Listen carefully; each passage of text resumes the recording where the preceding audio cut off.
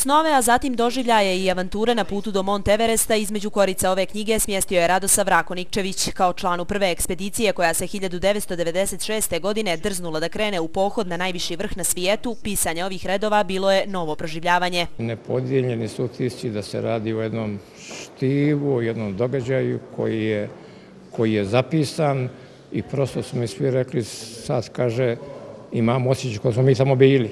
Znači, čita se knjiga, što bi rekli, u jednom dahu se čita, zanimljiva je, jer ima tu, kako da kažem, dosta događaja. Naime, to ima i drama, i tragedija, i ushićenja,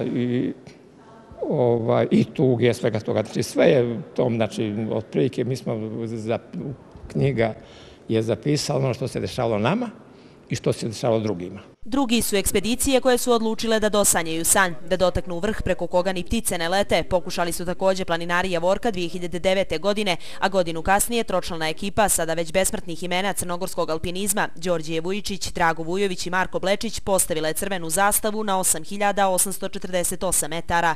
O svemu tome dosta zna Radovan Mijanović, koji knjigu svrstava u red priručnika za bavljenje alpinizmom. Lakomisleno je shvatiti da je planina tek tako lagana, bilo koja, a isto je tako lakomisleno shvatiti da se alpinizmom, posebno visokogorskim alpinizmom, može baviti bilo ko. Oni koji se odluče na ovakav poduhvat moraju u nogama imati dosta toga pređenog u nižim planinama, u Alpima.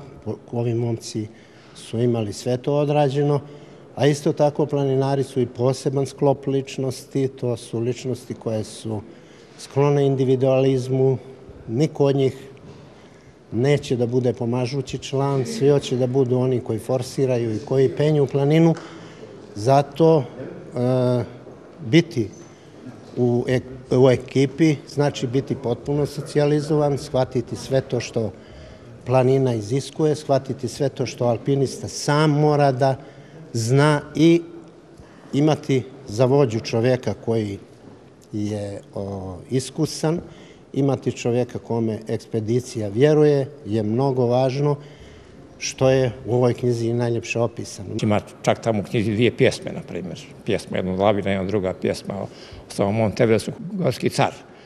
To smo mi onako u nekom daku inspiracija na dvojice. Jednom sam napisao ja i napisao Drago Vujović, koji se i sam popeo na Mont Everest, tako da ovako, kaže, nije to vrhunsko literarno dijelo, ali jest ono kaže nešto primjereno tom ambijentu u kojem smo se mi našli i to je naš izraz neke naše emocije u datom momentu. Pošto je u Nikšiću, kako autor reče, embrion crnogorskog alpinizma, prva promocija je namjerno napravljena u tom gradu, a slijede Podgorica i po jedan grad na sjeveru i jugu države. Kao vrijedan podsjetnik ocjenjuje je Marko Blečić, kome su sjećanja na 23. maj 2010. godine podstrek za nove uspone. Ima li izazova za alpinistu koji je popeo Mont Everest dalje?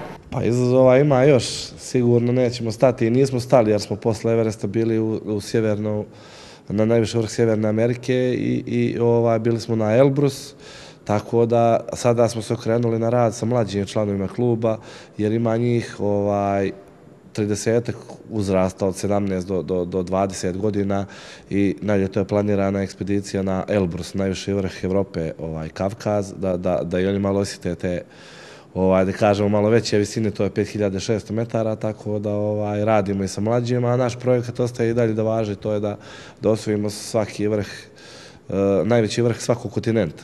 I za kraj malo podsjećanje na zlatni dan crnogorskog alpinizma i doček na Nikšićkom trgu slobode. Kako sam umoran, majko mila, s vrha u ABC-ine, 2300 metara spuštaj.